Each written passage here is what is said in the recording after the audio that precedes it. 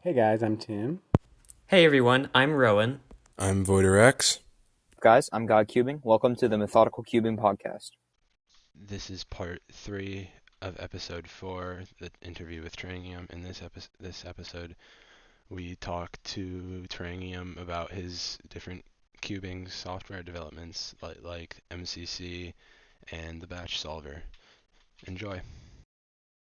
All right, now we're on to the software section. So you have developed many softwares on your website, github.io.trangium or something like that. I don't even know It's what it is. it's trangium.github.io. Very excellent site, highly recommend. Such as the move count coefficient, which is a algorithm, or not an algorithm, but a program for rating algorithms and how finger trickable and how quickly they can be executed based off of more than just the number of moves. And then batch solver, which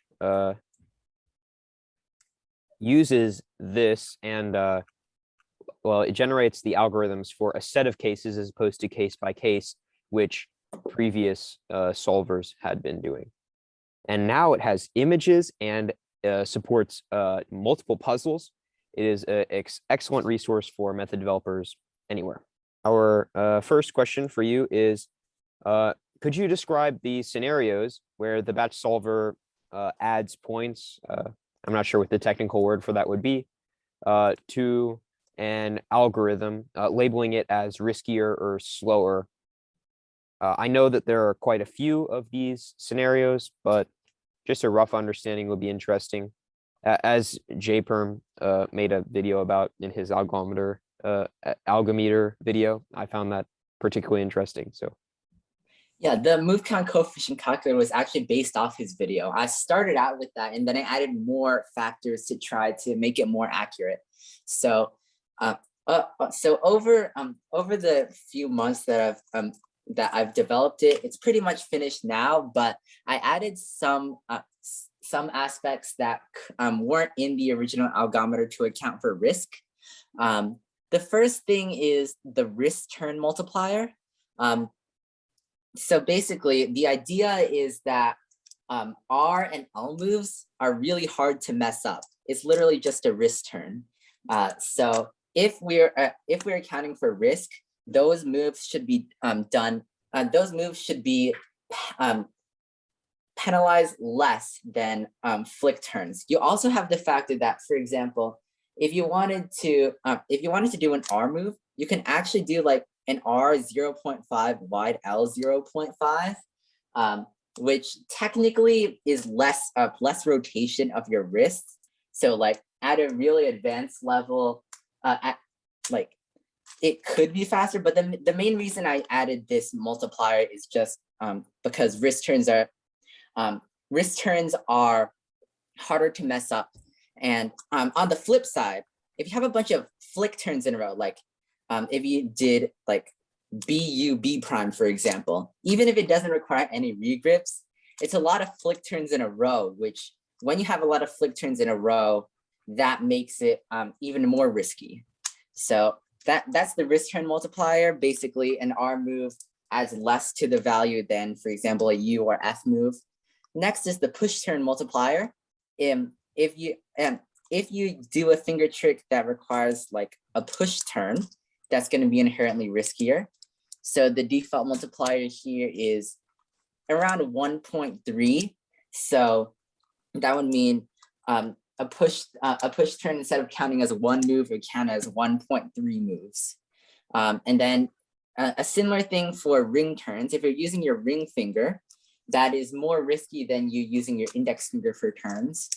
The next is the destabilize penalty. So this one is a little bit harder to explain, but I added this penalty because for example, let's say you do, let's say starting from home grip, R prime, B prime, R. So there are no regrips in this. There is a ring turn, but one thing that makes this riskier is when you do the B prime, you have all of your fingers on your left hand bracing the B face that could potentially prevent you from doing the full turn. So like R prime, B prime, R, if you do it fast, there are some times when you could mess up because those fingers are bracing the B layer. So, because of this, whenever this happens, I call it a destabilization because it makes the alg less stable, and I add a penalty of 0.5 moves to that. Next is the soft regrip penalty. There are some regrips that you can just completely hide while doing other turns, but they still add a risk because you have to get the timing right in order to not mess it up. If you mess it up, that will, since it's easier to mess up, that adds more risk to the algorithm. So I added a penalty of 1 move if there is a soft regrip, even if it can be hidden by other moves. So this is in addition to the hard regrip penalties, which just straight up make the algorithm slower. Next is the half turn multiplier. This isn't really half turns don't necessarily make an algorithm riskier, but they do make an algorithm slower. So I have a way to configure how much slower it makes it. The default value is that half turns are around 1.65 times slower than quarter turns, just because you have to move your hand more distance. Is that for Next- wrist turns or flick turns? For like a double flick or a double wrist turn? The half turn multiplier applies for both, because for wrist turns, you have to move your hand more. For double flicks, it's 2 flicks instead of 1. And I found that just having 1 multiplier for both situations works fine because they're usually going to be about equal. Okay. Next is the S or E slice multiplier. If your algorithm has S or E slices in it, that makes it riskier. So those are S and E moves count as 1.25 times as much as normal moves. Next is the overwork penalty. The overwork penalty is not a risk penalty. It's just one of the main one of the components of JPRM's algometer. It was in it originally, and I added it in the advanced options to configure how bad an overwork is. So the default value is 2.25, but how the move count coefficient calculator works is the overwork penalty is 2.25 minus the number of moves in between the overworks. So like, for example, if you do like U prime R U prime, where you do both U primes with the same finger, that would add 1.25 to the alg score. That would add 1.25 effective moves, basically, because you only have 1 move in between it, and that is not enough time for your index finger to reset. So, and 2.25, which is the default value minus 1, is 1.25. Next is the move block penalty.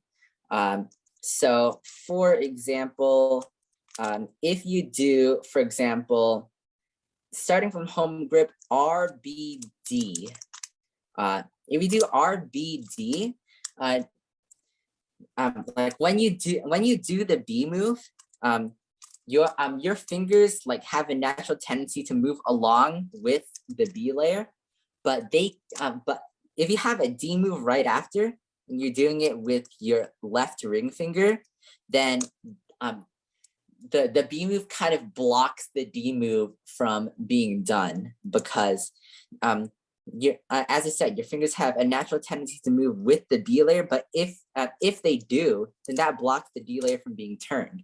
So in order to do RBD quickly, you have to somehow prevent your fingers on the B face from moving with the layer, and that adds a lot of risk to the algorithm. So the default value is each move block is around 0.8 of a move. But there are some move blocks that I've implemented in the calculator that are even more egregious, and in those cases, I just have the calculator find a different finger trick. And the final one is a Y or Z rotation. So a rotation, I've calculated to be about 3.5 moves in the amount of time it takes. And this is just based on, like, for example, if you do a V perm, if you do the V perm with the rotation, the rotation actually takes like about as much time as the initial first 4 moves. So I use like a sample of a lot of different types of algs, and I think some people in the meta server frame counted Max Park doing some rotations, and they found around a YZ rotation was around 3.2 moves in terms of his turning style. So of course, a rotation will add a lot, will add the effective amount of around 3 to 3.5 moves to your alg. And because they are also risky, I decided to go the higher end as the default value, 3.5 moves. All right. Next, we're gonna ask some questions about Batch Solver. What was your original motivation, I guess, for writing the Batch Solver program? So I had been developing like some experimental methods for different puzzles. Like, for example, I was toying around with domino reduction on a 2x2, and I wanted to see like the average move count for that. I was doing some stuff for, I was also doing that for FMC. I was toying around with like the Rubik's UFO. I was trying to find a method for that, like stuff for different puzzles. And I kind of got tired of writing solvers for each one. So I decided to write a general purpose solver that could deal with a whole bunch of different puzzles. Then initially, the batch solver was just like a way to like do moves on different puzzles in general. So I didn't have to write like programs for each separate puzzle. I could just have one. And then I decided to like implement a solver. So just a way to solve each case, and that took a while, but eventually I was able to implement a solver. And then what I did was I made the move count coefficient calculator. And that allowed me to rank the solutions by how fast they could be created. And then I was developing TDR, basically a meta subset with 350 algorithms. And it was really tedious to do, and I wondered if there was a better way. So I wrote like, I was thinking like with the program, maybe I could, instead of just having it solve one case, I could have it solve a whole bunch of cases at the same time. So combining all of those together, I created the batch solver. So some history behind the batch solver. It started May 10th, 2020, and that's when I created the first version with just the general puzzle definition, just toying around with different puzzles. And and then on October 11th, 2020, I created something called the sub solver, which is basically the version with you solving just a single case, batch solver, but without the batch. And then on November 26, 2020, I created the move count coefficient calculator and added it to the sub solver. And then I still have a prototype of the sub solver on my website. It's still there. The interface only supports 3x3, but the code behind it was what allowed the batch solver to be created. On May 7th, 2021, I created something called AlgDesk. It was basically the same thing, but I restructured a lot of my code because like my code had just become too hard to work with. So I had to, so I like refactored it. And then I was finally starting to make some progress. On July 22nd, 2021, I released, I created the batch solver. I didn't release it yet. So July 22nd was the first time I was able, there was a program, July 22nd was the first point at which my program could deal with multiple different states. So then around when the EOFE method was being generated, I released the batch solver as just a prototype. EOFE was around March of 2020, was it 2021? Around July 17th, 2021. So actually July 22nd was actually when I had released the batch solver to the public, but it was very much a prototype. There were a lot of things that were there were a lot of issues with the batch solver at the time. It was a lot harder to, there were a lot of things that like you had to get right. Like the current, now you can just specify that you're adjusting the U phase, but like there was a more complicated version in the original version of the batch solver. And then I thought I could get the batch solver finished like in August, but there were a whole bunch of bugs and a whole bunch of unforeseen issues that delayed development, and then schoolwork got in the way. And so now I finally have images on the batch solver and I fixed almost all of the bugs. So hopefully I should be getting the batch solver done pretty soon. All I need to add now is the ability to sort cases and like create an official documentation for the batch solver. So hopefully by the time this episode is out, the batch solver will be completely finished. So yeah, that's the motivation and history behind the batch solver. Okay. Now, do you intend to add definitions for n by n cubes, as you've already added megaminx, pyraminx, and cube? So the problem with adding like higher n by n cubes is not necessarily that I can't do it. I could definitely make a definition for 4 by 4, 5 by 5, etc. But the problem is the batch solver is not really efficient for those types of puzzles because there are just so many degrees of freedom and the algs are bound to be longer. There's probably not that many algorithms that could be generated with the batch solver for those puzzles, and any algorithms that for example, last six wings has to preserve edge pairing but is allowed to disturb the edges. The way that the batch solver is created, it cannot deal with situations like that. It would require a fundamental rebuilding of the code to implement stuff like that, which makes it even harder to find use cases for 4 by 4 and up. The final thing is development for methods that are like 4 by 4 and up usually focuses on the intuitive steps. The only method that I can think of that like has algorithmic steps different from just like the 3 by 3 algorithms and parity algorithms is Triforce. And the algorithms for Triforce, as I've said, cannot be generated with the batch solver because it cannot preserve edge pairing without preserving the positions of the edges.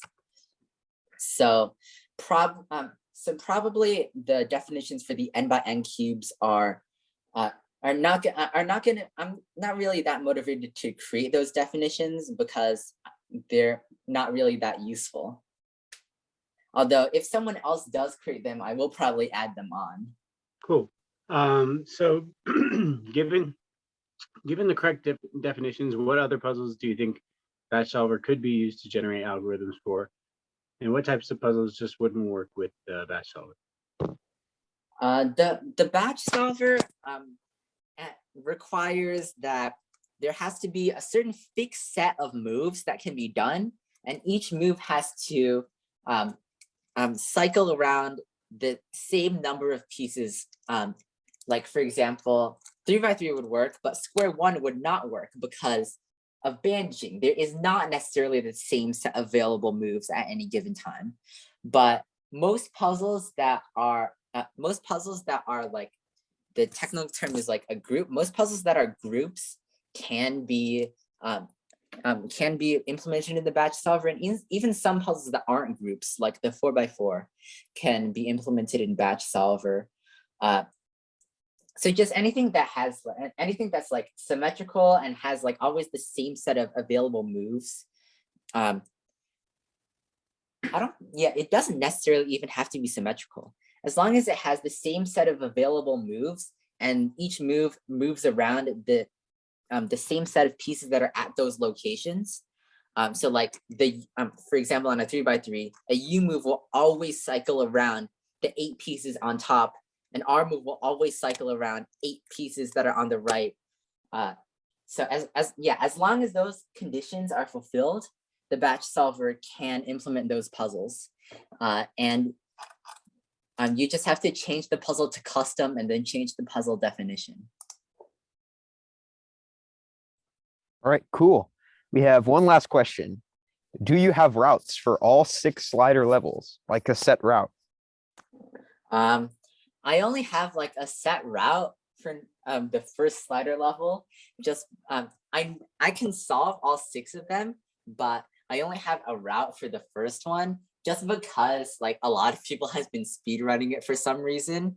Well, it has a timer enabled. I mean, no offense, but it lends itself very easily. No, to I mean, yeah, it speedrunning. has a timer. I just didn't think that other people would be interested in it, because like I'm mainly known for like my cubing contributions. I guess it should be kind of expected that people are just gonna do it for fun. So I was just surprised that it got that much attention. Not the fact that people were speedrunning it. Of course, people are gonna speedrun it. Well, anyway, I have routes for 1, 2, 4, and 6. Or I forgot 6 by now, but 3 and 5 I don't have clear routes because they're so large. I mean, I designed 5 to be as hard as possible, actually.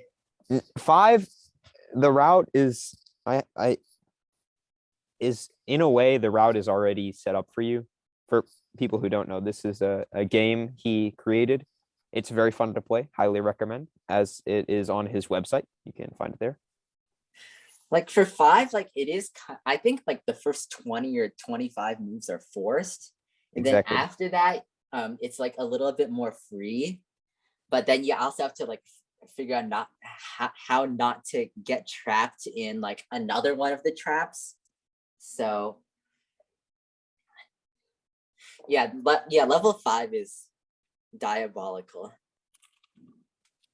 That's okay. My favorite is 3. I have a pretty great route for 3. At least like the first couple of moves I have set in stone, and the rest I still haven't figured out yet. But yeah, I have a strategy and everything. What that's a little bit off topic. Thank you for coming on our podcast, Trangium. It's been an honor to have you. Glad you were able to get your word out and we were able to help you do that. Thank you for inviting me to the podcast. It was fun. Thank you. Thank you for listening to part 3 of episode 4 of the Methodical Cubing podcast with our interview with Trangium. Be sure to like and subscribe.